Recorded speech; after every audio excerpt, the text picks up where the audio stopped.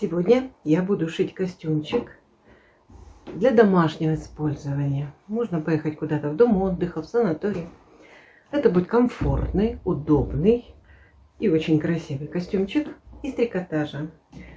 Буду шить на полненькую женщину. Посмотрите, как это получится. Вот полным женщинам совершенно не обязательно одеваться в черное, в балахоны и так далее. Надо одеваться красиво, ярко. Они точно так же привлекают внимание. Стесняться не надо. Я купила трикотаж, хлопок, кулирная гладь. Вот это брючки будут. Вот это чудо с подсолнухами. Это будет футболочка. И рибана. Рибана — это трикотажная ткань, это резинка. На отделку. Отделка ворота и рукавов. С чего начнем? Начнем мы, наверное, сошьем брючки, потом сошьем футболочку.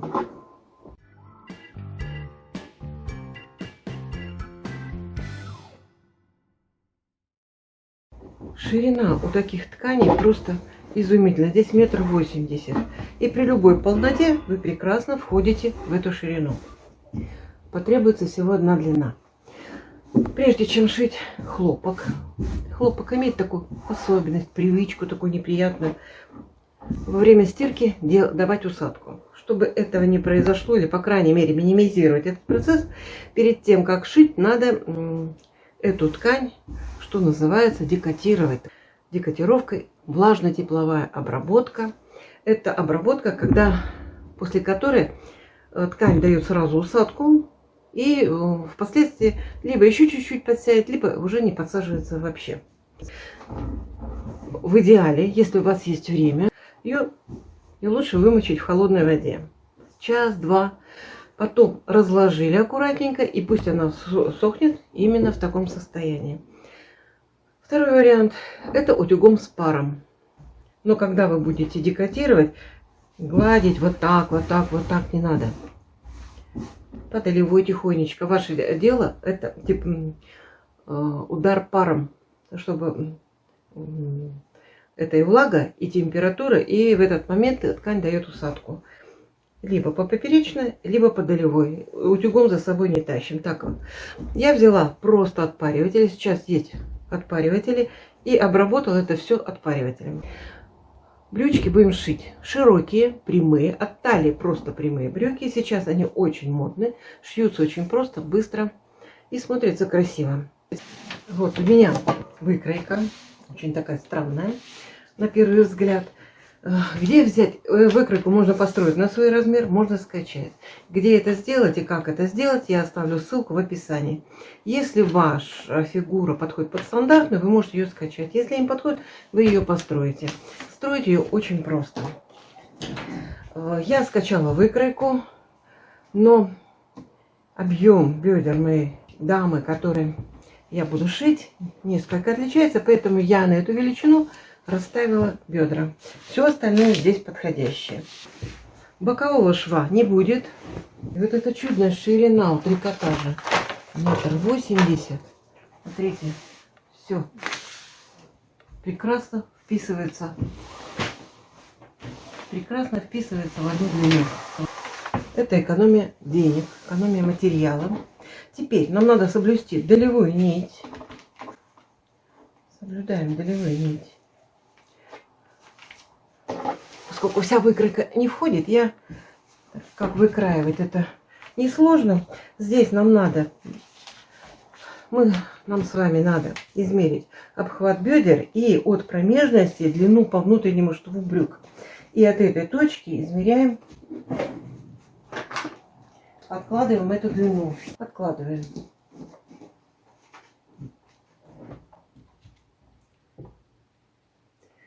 Прикалываем, вырезаем с припуском 1 сантиметр. Вот я раскроила. Сейчас материал складывать так, что лицо сверху, изнанка изнутри. Нам надо теперь сложить вот эти швы друг к другу. Поскольку у нас нет бокового шва, просто сворачиваем лицевыми сторонами друг к другу. Одна сюда, другая вот так. То у нас получится две одинаковые штанины. Теперь Совмещаем швы. Скалываем по всей длине. Прострачиваем на оверлоке. И обязательно проутюживаем. Выкраиваем сразу пояса под резинку. Длина пояса равна длине талии, по талии. Ширина. Вот у меня есть такая резинка. Очень хорошая такая плотная резинка. Ширина у нее 3 сантиметра. Высчитываем ширину пояска, который нам надо вырезать. Две ширины резинки это 6 сантиметров. Плюс 2 сантиметра это припуск на шов. И 1 сантиметр на то, чтобы нам эту резинку свободно протолкнуть. И получилось 9 сантиметров. Отмеряем 9 сантиметров. Прочерчиваем и отрезаем. Вот я отмерила 9 сантиметров. Теперь отрежу. А потом, когда сошью брюки, отмерю длину пояса прям по талии на брюках. Она должна совпадать. Вот, прострочила, прогладила. Ну, вот это мел, которым я чертила, он его не будет. В процессе пошива исчезнет. Теперь нам надо одну штанину вывернуть наизнанку.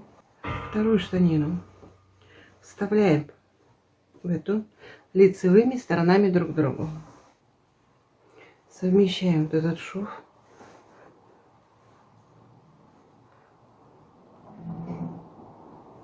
Скалываем.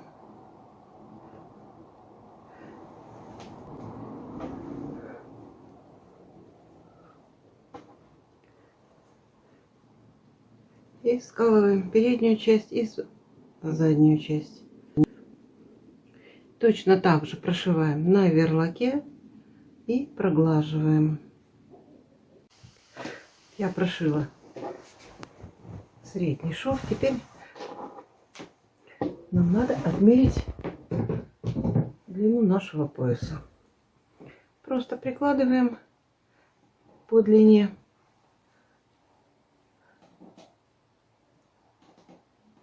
Оставляем сантиметр на припуск на шов и обрезаем.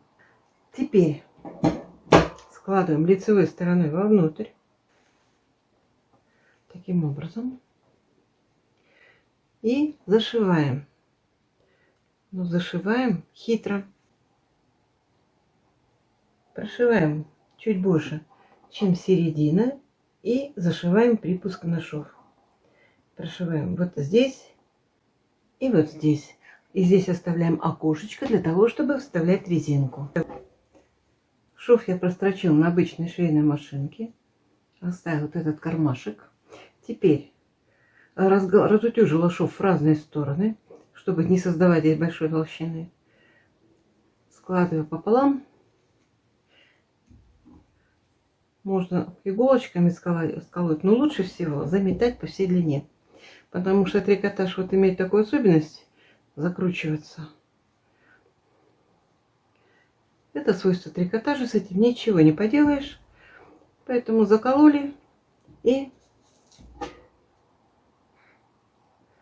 заметали по всей длине. Так будет удобней. Приметала поясок. Разделила на 4 равные части брюки.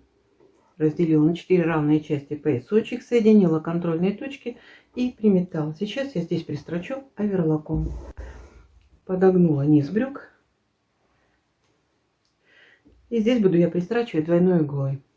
Я сделала большой подгиб, потому что на тот случай все-таки это хлопок. При стирке вдруг он подсядет. И тогда будет возможность просто распустить немножко в длину. Пристрочила. Проутюжила. Теперь прикололи булавку к резинке. И начинаем вставлять резинку.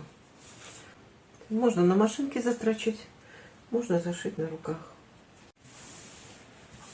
Ну все, резиночку вставили. Все обработано, проглажено. Низ брюк тоже обработан, проглажен. Брюки у нас готовы. У нас получились брюки палаццо, которые сейчас в бешеной моде имеют огромную популярность.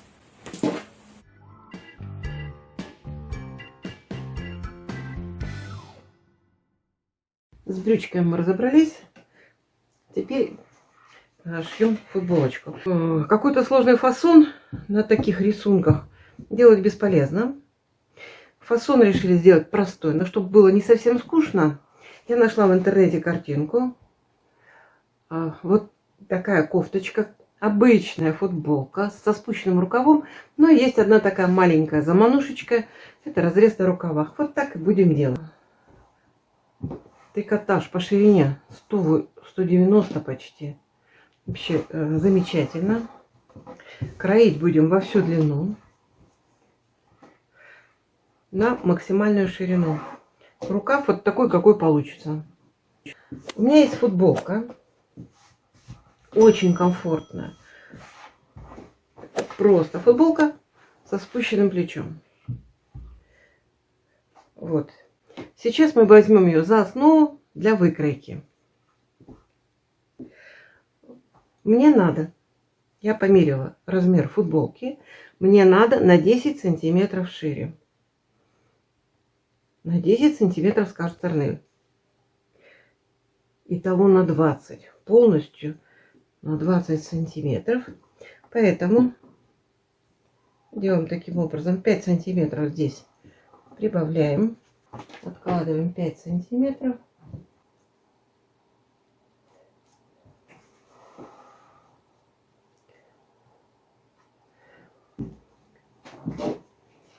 Прикладываю. 1 сантиметр припуск на плечо, на плечевой шов. Перед тем, как резать, еще раз перемерим. Берем вот этот размер, умножаем на 4. Это делается просто, складываем на 2, если не хочется в уме, и складываем еще на 2. Вот наш размер. Смотрим на наши размеры, какие мы сняли. Вырез здесь почти под горлышко, поэтому вырез мы увеличим, чтобы нам футболка не мешалась. Рукав мы делаем длиннее.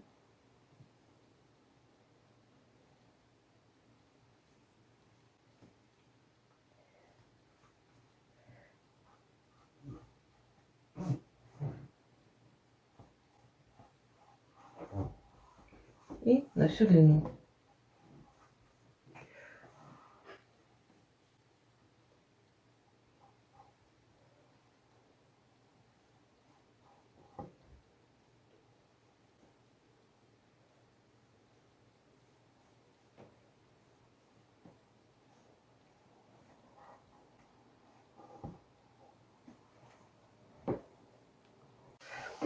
Вот здесь я прорисовала вырез, к нему еще убавится 7 миллиметров на строчку, но прибавится толщина нашей вот обтачки вот этой. Здесь я сделала поглубже, но нарисовала вырез так, как я хотела бы это видеть. Удлинила плечо, сделала его чуть пошире, потому что ручки полные. Все проверила на 2 раза объем бедер, чтобы мы здесь прошли с запасом. Все, можно вырезать. Так, я забыла сказать, что в данном фасоне спинка и полочка абсолютно одинаковые. Боковые срезы, ширина, глубина отличаются только глубиной выреза. Сейчас вырезаем спинку. Делаем вот этот маленький вырез. И убираем отсюда одну деталь. Так, кстати, прежде чем убрать, я здесь наметила наш, где мы будем не застрачивать, плечо свободное. Делаем надрезы. Вытаскиваем вот этот внутренний.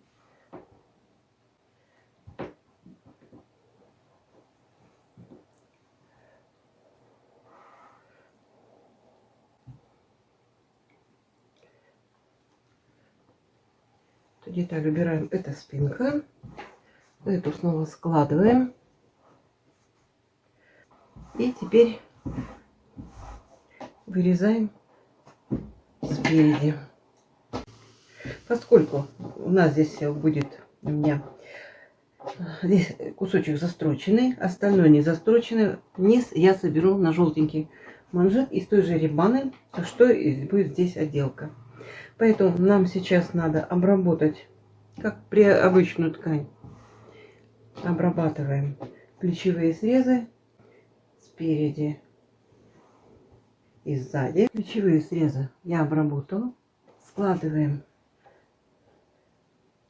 плечевые срезы лицом к лицу, спинкой перед.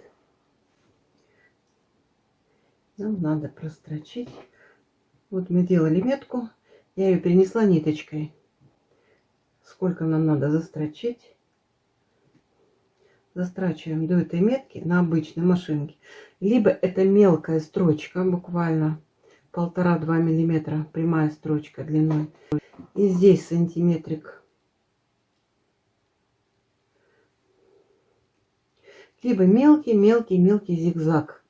Потому что здесь она будет растягиваться. Чтобы нитка не лопалась, нужно мелким, очень не широким и мелким зигзагом прострочить. Вот таким образом прострочила. Теперь нам надо разложить припуски ножов и пристрочить слева и справа. Так на обоих плечах. Пришиваем, прострачиваем здесь зигзагом, чтобы точно наша строчка просто не порвалась, когда здесь будет растягиваться. Растягиваться оно будет, потому что здесь мало того, что трикотаж нам по себе тянется, здесь еще косой срез. Плечи прострочила. Таким вот образом они будут лежать. Теперь можно обработать горловину. Пока бока не сшиты, так будет проще. Какой ширины нам надо отделочку? Вот -1 сантиметр на шов. Вот такой сделаем. Здесь -1 сантиметрик будет. Вот такой ширины. Думаю, что нормально. 5 сантиметров.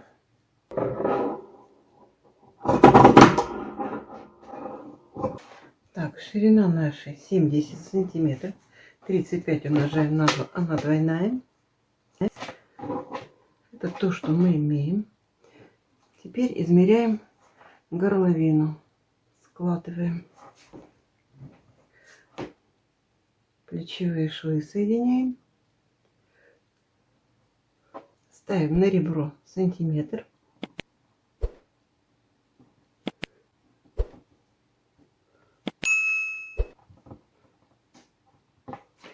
Так, у нас получилось 40. Вот это как раз нам надо растянуть на этот размер. 5 сантиметров от 40. Это сколько процентов? Почти 10%. Нормально. Мы сейчас находим серединку переда, серединку спинки. Этот отрезок снова делим пополам, складываем. Что я делаю? Я делю вырез на 4 равные части горловину, чтобы нам было легче пришивать. Это у нас 4 контрольные точки. 1, 2, 3, 4. Расстояние между ними одинаковое. Обе лицевые складываем пополам. И здесь вот так вот отмечаем. Находим, делим отрезок этот пополам. Теперь складываем между собой эти метки.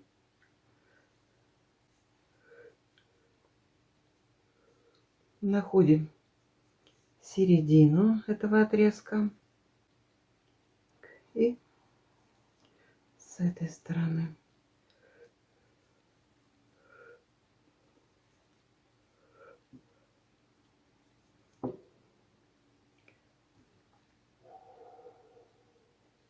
Теперь нам надо совместить эти точки.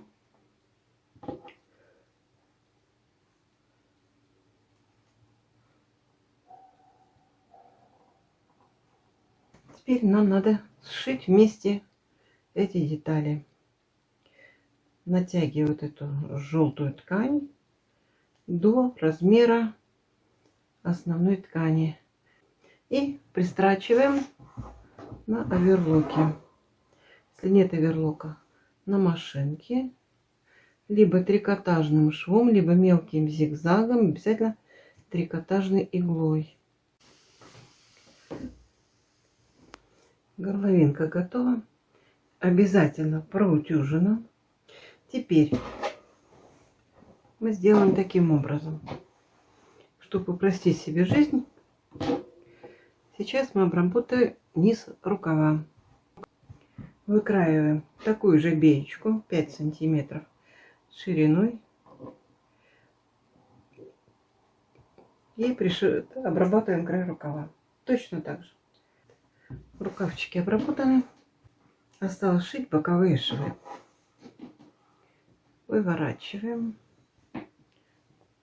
лицо к лицу, скалываем и прострачиваем левый бок и правый бок.